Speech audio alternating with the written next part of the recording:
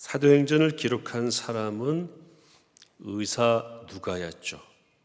이분을 헬라인이라고 우리가 알고 있고요. 여기 1절에 나온 대로 데오빌로 가카요라고 이제 글을 시작을 합니다. 데오빌로는 가상의 인물이거나 실제였던 사람일 수 있는데 그렇게 중요한 건 아닌 것 같고요. 그런 형식으로 기록한 것이 누가복음과 사도행전입니다. 그래서 누가복음은 먼저 쓴 글에는 이라고 표현된 바로 그거 누가복음이죠. 누가복음은 예수님의 살아계셔서 사역하실 때 그 행적 그걸 중심으로 기록한 것이고, 그리고 그것을 데오빌로 가카에게 좀 더 자세히 알도록 하기 위해서 데오빌로 가카라고 표현된 뭔가를 좀 아는 사람들에게 더 분명히 알게 하기 위해서 쓴 것이 누가복음이고, 사도행전은 예수님이 승천하신 다음에 제자들이 예수님이 명령하신 그 일을 어떻게 했는가를 역시 데오빌로 가카라고 표현된 그걸 좀 아는 사람들에게 더 확실히 알게 하기 위해서 쓴 것이 사도행전이다. 이렇게 나누어서 정리할 수 있겠고요. 한 70에서 한 80년경에 AD 기록됐다고 그렇게 알려져 있습니다. 사도행전은 사도들의 행전, 영어 성경에는 act라고 되어 있죠. 그 행전이다 그렇게 되어 있고, 저는 증인들의 행전이다. 그래서 증인 행전이다 이렇게 생각해 봤습니다. 예수님은 승천하셨죠. 오늘 11절에 올라가셨잖아요. 그리고 어떻게 오신다고 그랬어요? 올라가심을 본 그대로 오실 것이다. 우린 재림을 기다리고 있습니다. 올라가셨습니다. 그래서 예수님의 사역은 이제 과거가 됐어요. 그 과거가 된 예수님의 사역을 계속해서 현재의 것으로 이렇게 증인으로서 그것을 현재화시키는 일이 사도들에게 맡겨진 사명이었고, 그걸 사도들이 이제 이행을 하게 됩니다. 그것을 기록한 것이 사도행전. 사도행전은 오늘 첫 번째 강해가 되겠습니다. 마태복음 18장에 보면 예수님께서 한두 사람을 데려다가 두세 사람의 증인을 세우라고 말씀하셔요. 그 유대인들은 두 사람 이상의 증인을 필요로 했습니다. 뭔가를 확증하기 위해서는. 그래서 예수님도 혼자 가지 말고 두 사람씩 가라 이렇게 말씀을 하셨습니다.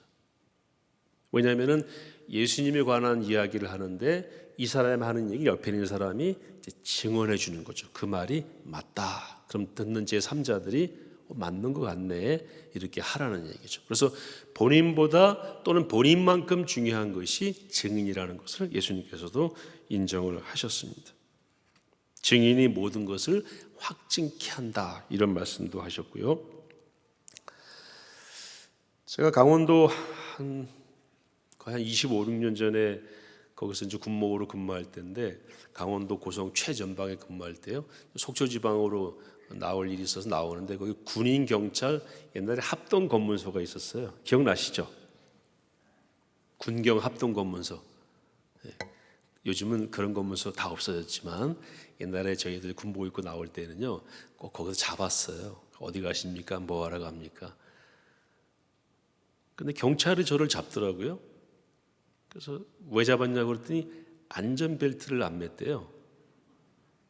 그래서 나 안전벨트 맸는데 그랬더니 아니 한 10m 전에서 잡아서 무전으로 어떻게 하니까 그 앞에 10m 전방에 있는 경찰이 저를 또 잡은 거거든요. 10m 그 후방에 있던 경찰이 당신 안전벨트 안 맨 걸 확실히 봐서 나한테 지시해서 내가 잡은 거라고 얘기를 하는 거예요. 참 대략 난감이더라고요. 맺지 않나요? 그랬더니 그 10m 오는 사이에 맨 거래요. 95년도에. 억울합니까? 억울하지 않습니까? 이럴 때 누가 필요해요? 증인이 필요한 거죠. 근데 내 옆에는 아무도 없었어요. 근데 그 헌병이 또 있었거든요. 헌병도 저를 봤거든요. 왜냐하면 저를 보면 인사를 해야 되니까. 제가 군복 입었으니까. 헌병을 오라고 그랬어요. 헌병한테 자네 내가 이거 벨트 맨 거 봤냐 안 봤냐 그랬더니 봤습니다 그러더라고. 그래서 왜 경찰이 붙잡나 저도 보고 있었습니다 그러더라고. 내가 확실히 봤다고. 그렇게 경찰이 어떻게 할 수가 없더라고요. 그래서 보내준 적이 있었어요. 그때 제가 이 사도행전의 증인이 얼마나 중요한지를 다시 한번 깨달았어요. 벨트 하면 한 2, 3만 원 티켓은 끊겠지만 억울하잖아요. 그런데 그 정도가 아니고요.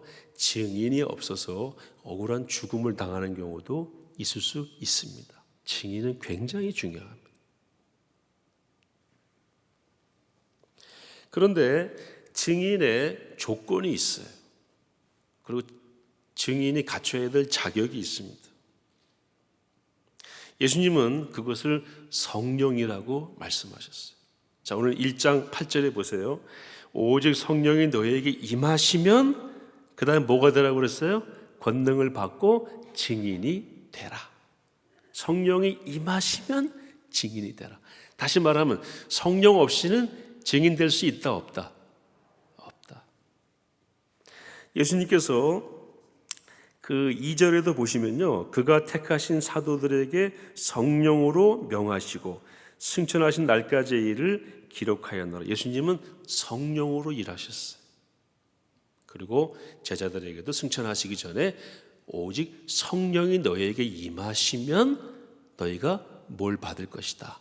권능을 받을 것이고, 그러면은 예루살렘과 유대와 사마리아와 어디까지? 땅끝까지 이르러 내 증인이 되라. 줄여서 말씀드리면 성령이 임하시면 뭐 될 수 있다? 증인 될 수 있다. 심지어 1장 4절에는 뭐라고 되어 있습니까?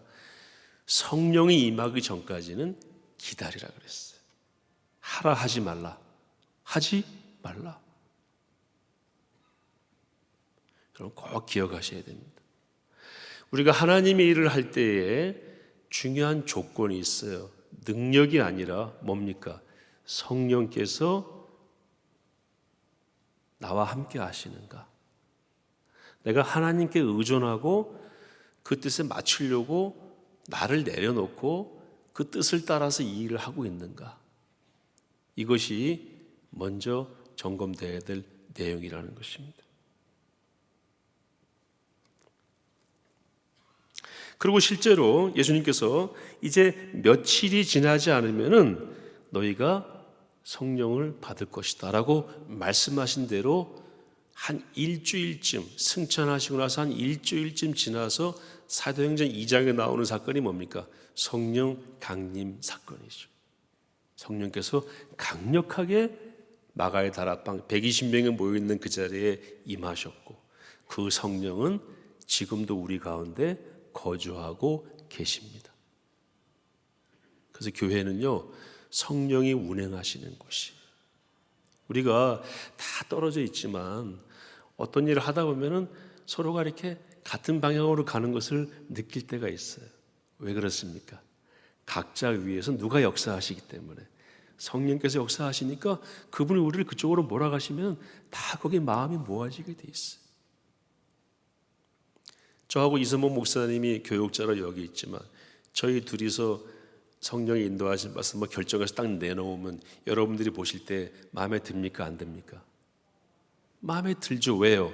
다 우리는 성령의 인도하심을 받고 있으니까.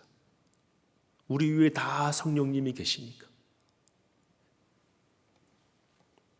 그 120명 가운데 임하셨던, 오셨던 성령의 내주라고의 올레자, 거주할 자, 그 성령은 지금도 우리 가운데 거주하고 계시기 때문에 그 한 성령님으로 인해서 우리는 하나의 믿음의 공동체를 이루고 있는 것입니다.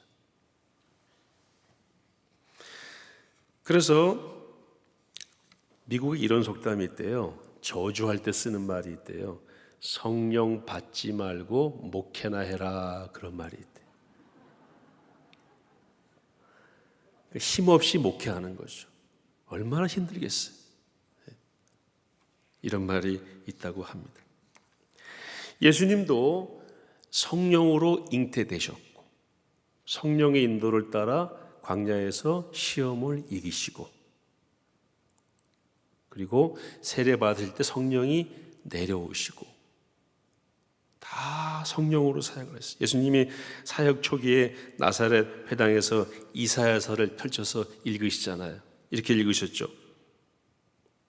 주의 성령이 내게 임하셨으니 이는 가난한 자에게 복음을 전하게 하시려고 내게 기름을 부으시고 나를 보내서 쭉 나가다가 주의 은혜의 해를 전파하게 하려 하심이라. 이 말씀을 읽고 그 다음 하신 말씀이 뭔지 아세요? 이 글이 오늘 너희 귀에 응하였다. 이렇게 말씀하셨어요. 그러니까 성령이 내게 임하셨으니 자유케 하고 주의 은혜의 해를 전파하는 이 일이 나를 통해서 이제 여기에 실현될 것이다. 이런 말씀이죠. 뭐가 임하셨다고요? 주의 성령이 내게 임하셨으니. 그래서 예수님도 지금 승천하신 다음에 내가 또 다른 보혜사를 너희에게 보낼 것이다 라고 말씀하셨잖아요.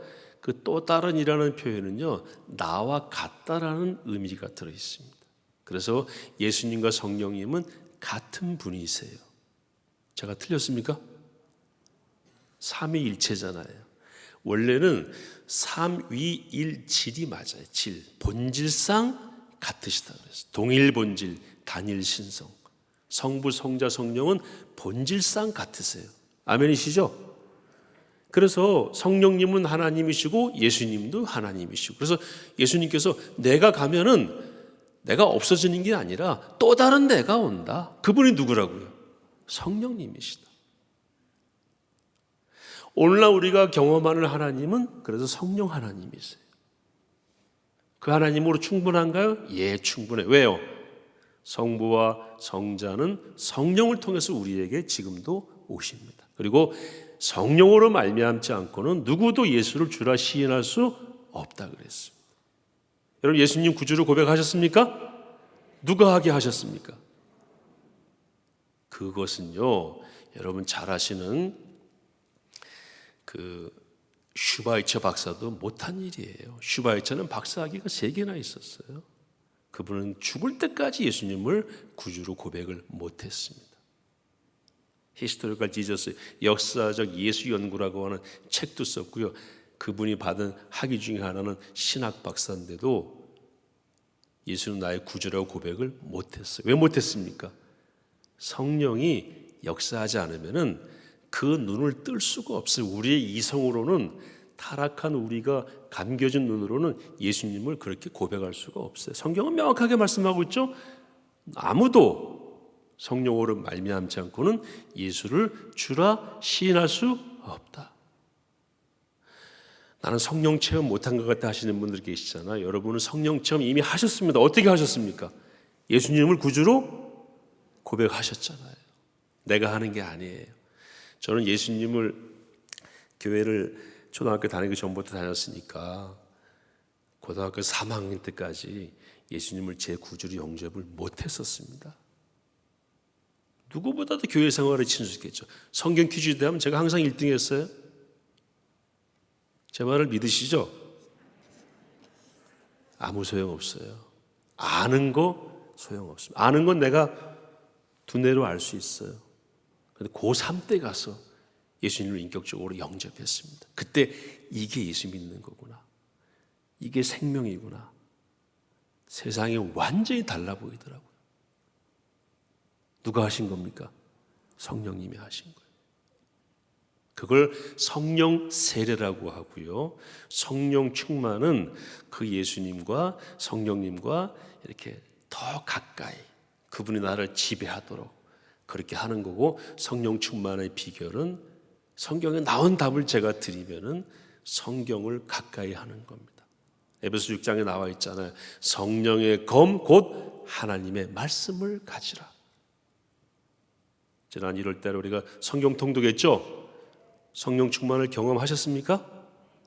저는 그게 가장 최상의 길이라고 믿습니다. 성경을 열면은요, 성령께서 오셔서 우리에게 가르치시기 시작을 해요. 그러니까 성령이 충만할 수밖에 없죠. 성령 충만을 경험하고 싶으신 분들은 우선 말씀을 많이 보세요. 1월 달은 그래서 부부싸움도 좀 덜 하셨을걸요? 많은 분들이 읽으셨다고 그러더라고요. 우리도 성령 없이는 하나님의 일을 할 수가 없습니다. 똑같습니다. 어떤 분은 천사와 성령을 혼돈하는 분이 계세요. 천사는요, 하나님 부르시는 영이고 천사는 피조물에 지나지 않아요. 천사는 우리 주변에서 우리를 돕는 거예요.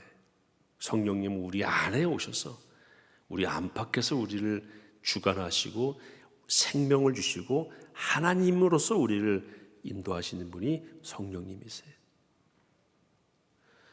어떤 분이 믿음 좋은 분이 자기 딸을 낳았는데 성령 충만하라고 이름을 성령으로 지었어요. 잘못 지은 겁니다. 성령은 하나님이잖아요. 어떻게 자기 딸의 이름을 하나님이라고 줘요? 그리고 맨날 또 욕해요. 야, 이 성령 이놈아, 그래 욕한다. 그 성령을 제대로 모르는 거예요. 손주 손녀 성령 충만하시기를 원하시면 그냥 충만이라고 지으세요. 성령님은 누구시라고요? 하나님이세요. 지금도 우리 가운데 역사하시는 살아계신 하나님, 이 가운데 성령께서 우리 안에 오셔서 예배를 지금 주관하고 계시고 우리 마음에 감동하시죠. 아까 장로님 기도하셨잖아요. 주현정 목사 성령 충만하게 말씀 잘 전하게 해달라고. 저는 그건 믿습니다. 제가 준비한 설교가 있지만 성령께서 이렇게 하셔야 여러분에게 그게 영적인 감동으로 와닿는 거지. 저희 입술로는 그게 불가능합니다. 최근에 우크라이나에 이제 러시아가 침공할 준비를 하고 있다 이런 뉴스가 막 나올 때에 SBS라고 제가 얘기하지 않을 수가 없어요. 왜냐하면 다른 방송이 또 오해를 받으면 안 되니까. SBS 기자가 그 폴란드 국경 쪽에서 러시아의 침공이 임박한 것 같다고 이렇게 보도를 하더라고요. 참 고맙죠. 그렇게 해주니까. 그런데 재밌었던 거는 방탄조끼를 입고 있더라고요. 그리고 SBS라고 크게 썼어요. 막 보도하고 제가 보면서 저 방탄조끼를 왜 입었지? 저건 총알 날아올 때 입는 건데. 쇼하는 거예요. 쇼. 아마 카메라 기자가 카메라 껐으면 조끼 벗었을 거예요. 분명해요. 왜요? 거기는 총알 날아다니는 곳이 아니에요. 폴란드는 지금도 안전합니다. 재밌는 거는요, 전쟁이 터졌어요. 근데 그 기자가 같은 지역에서 보도를 하는데 이번에는 방탄조끼를 안 입고 있더라고요. 왜요? 어차피 쇼였으니까. 제가 단언컨대 그 기자는 우크라이나 안 들어갑니다. 왜요? 위험하니까. 여러분, 우크라이나 안에서 가장 생생한 보도를 하는 방송은 CNN. 저는 CNN을 늘 봐요. 그래서 우크라이나 보고 싶으면 CNN 기자는 우크라이나 안에 키이우라고 하는 그 키예프라고 돼 있죠. 그 러시아 말로 키예프, 우크라이나 말로 키이우라고 하죠. 우크라이나 대사관에서 자기 나라 말로 자기 나라 수도를 써달라고 어제 저한테 연락이 왔어요. 그래서 제가 원고를 키이우라고 바꿨어요. 아니, 신문에 나왔더라고요. 그 한복판에서 CNN 기자들은 방탄조끼 입고 방탄모 쓰고 포탄 떨어져서 보도하다가 막 숨고 그러면서 보도하는 거 혹시 보셨나요? 그게 진짜죠. 거기에 뭐가 필요합니까? 방탄조끼가 필요하죠. 여러분, 성령님은 최고의 방탄조끼입니다. 어떤 사탄도 뚫을 수가 없습니다. 어떤 공격도 이겨낼 수가 있습니다. 그런데 입어야 할 때 안 입고 쇼할 때만 입기 때문에 능력을 경험 못하는 거예요. 방탄조끼를 입었으면 어디로 가야 됩니까? 들어가야죠. 왜 안 들어가요? 제가 어제도 같은 SBS 이번에 여자 기자가 루마니아 쪽에서 보도하는 걸 봤는데 방탄조끼 입었을까요? 안 입었을까요? 안 입었어요. 왜냐하면 거기서 그거 입고 다니면요 사람들이 욕해요. 조롱해. 이걸 왜 입냐고. 쇼할 때는 입었지만 실제로는 필요 없는 거예요. 여러분, 성령님은 어떤 것도 뚫을 수 없는 강력한 방탄조끼, 강력한 무기입니다. 아멘이시죠? 그거를 입은 우리는 전쟁을 두려워하면 안 됩니다. 여기서 말하는 전쟁은 무엇입니까? 영적인 전쟁이죠. 내가 진실을 말하는데 뭐가 두려워요? 우리가 뭘 입고 있는데 이미 방탄조끼를 입고 있는데 예수는 나의 산성이요 고백하잖아요. 예수는 나의 방패시요 고백하잖아요. 고백하는 자리는 싸움의 자리가 아닐지라도 그 고백이 나타나는 곳은 싸움의 자리여야만 나타나는 것입니다. 그러므로 여러분, 우리는 성령의 사람이고 우리는 제2의 사도행전을 지필해 가야 될 하나님의 사람들입니다. 세상을 두려워하지 마시기 바랍니다. 질병도 두려워하지 마시기 바랍니다. 권사님, 믿음으로 잘 이겨내시기를 축복합니다. 의사 선생님들은 정확하게 진단하죠. 그러나 그게 다가 아니에요. 누가 우리의 생명을 주관하십니까? 하나님이 주관하시죠. 제가 축구 좋아하는 거 다 아시니까 2002년 월드컵 때 제가 전방에 근무하다가 포르투갈하고 경기할 때 와이프랑 저랑 2장을 구해가지고요 그거 보러 휴가 맡아가지고 나왔어요. 저도 참 못 말리는 축구 팬이죠. 나오는데 저희 장인어른이 전화가 왔어요. 주 목사 오늘 집에 안 오면 안 되겠냐고. 전방에서 서울로 거의 다 왔는데 돌아가라는 거예요. 그래서 왜 그러세요? 그랬더니 그게 말이야 하면서 잠깐만 전화 끊는데 다시 또 전화가 왔어요. 그래서 왜 그러세요? 그랬더니 장모님이 저희 온다고 청소하시다가 이렇게 청소기가 천장에 있는 전등을 깬 거예요. 깨는 순간 쳐다봤는데 이게 눈에 꽂힌 거예요.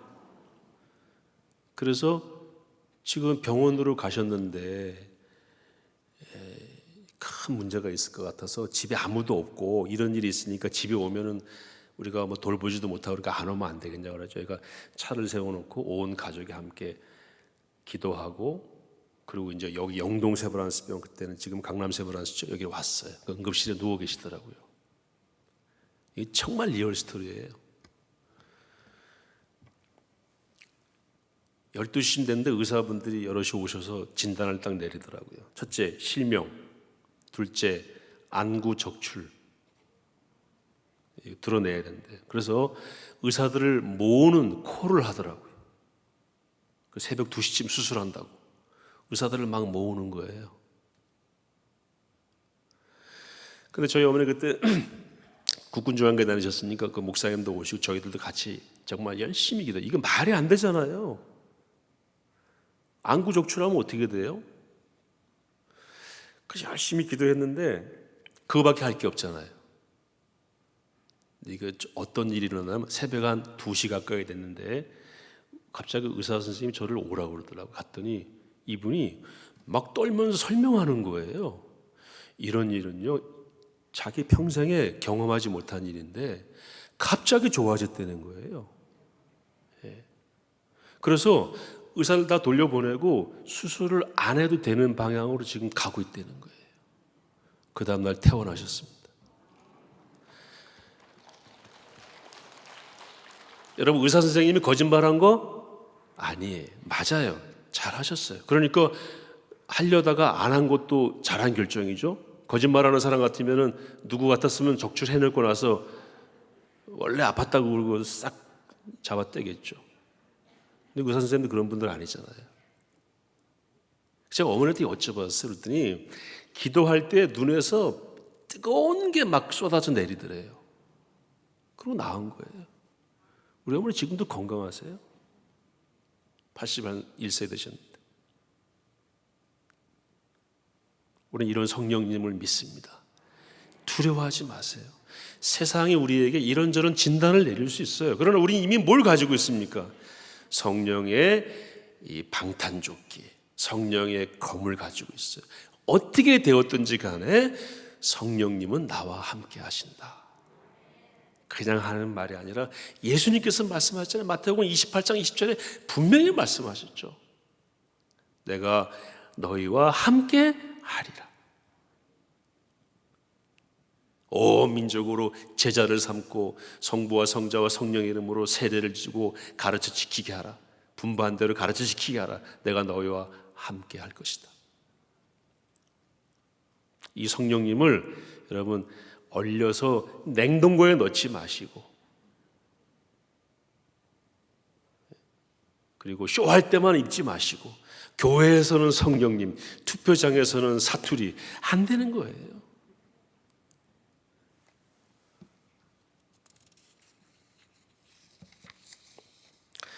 제가 오래전 군대 얘기도 해서 좀 안 돼서 죄송합니다만,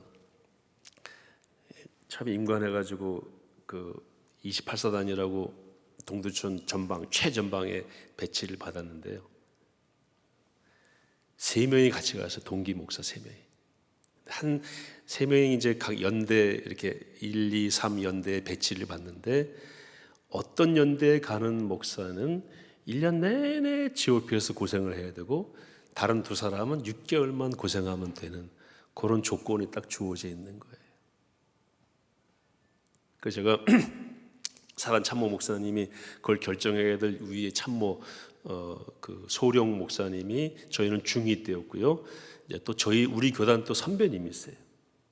저는 잘 모르지만 선배님이니까 이분이 고민이 뭐냐면, 자기 후배 주목사를 제일 고생하는 부대에 보내면은 후배를 고생하는 데 보냈다고 뭐라 할 것 같고, 그렇다고 또 안 보내면 또 자기 후배를 챙겼다고 뭐라 할 것 같고, 다른 두 분은 다른 교단이었거든요. 그러니까 이분이 이제 고민하고 있었고, 다른 2분 목사님들이 서로 안 가려고 막 얘기하더라고요. 그래서 제가 선배 목사님한테 제가 1년 고생하는데 가겠습니다. 전방 철책에서 엄청난 고생을 해요. 왜냐면 6개월 동안 전방 들어가는 준비를 하고 전방 철책에서 1년 근무하고 다시 나와서 한 3개월 정도 정비를 해야 돼요. 그래서 거의 2년 가까이를 엄청 고생하는 그런 곳이고, 20km 정면이 있어가지고 그 20km 철책 그 정면에 교회가 3개가 있어요.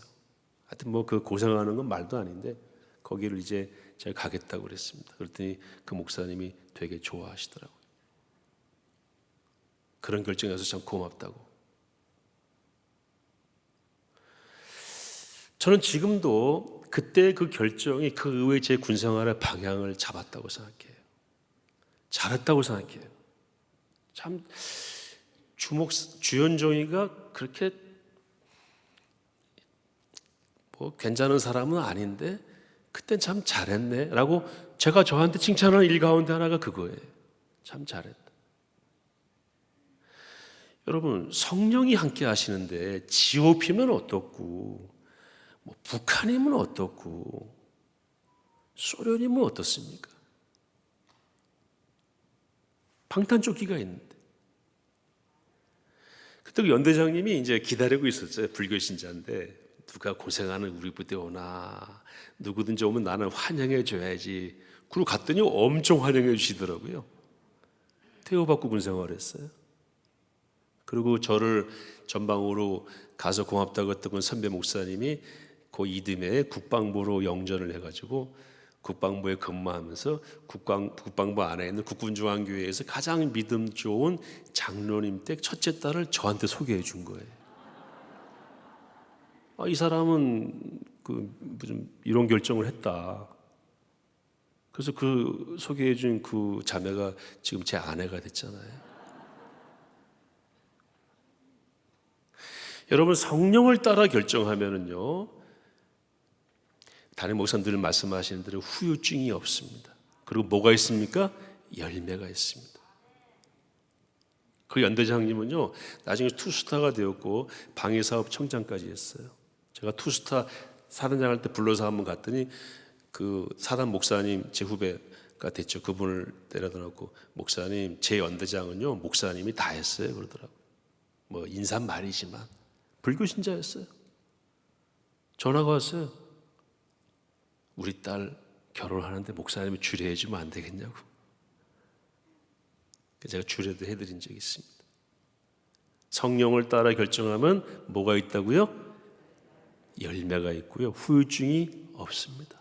욕심을 따라 하면은 반드시 후유증이 있고, 있는 것도 뺏기는 손해가 있습니다. 우리가 열매를 위해서, 손해가 없기 위해서가 아니라 하나님의 명령이기 때문에 하는 거예요. 그러면은 그것들은 다 자연스럽게 부산물로 우리에게 주어지는 것입니다. 여러분, 성령 행전을 쓰게 되시기를 축복합니다. 제가 언젠가 한번 소개해드린 적이 있는데, 이 말씀 준비하면서 다시 한번 좀 언급하면 좋겠다 해서 준비했는데요. 화면 한번 띄워주시면, 은수 여객이라고 그 종로 12번 마을버스예요. 저게 40만 킬로를 뛰고 이제 그 폐차하기 직전의 차를 저걸 사요.